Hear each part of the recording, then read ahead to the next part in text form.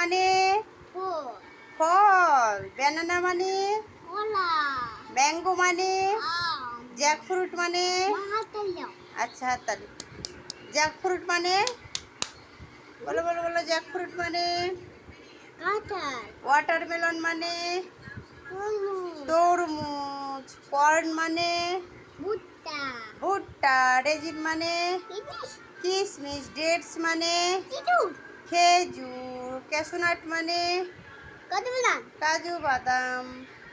আর কি পারো? ফল, চিকু মানে সবেদা সবেদা, ওয়াটারমেলন মানে তরমুজ তরমুজ।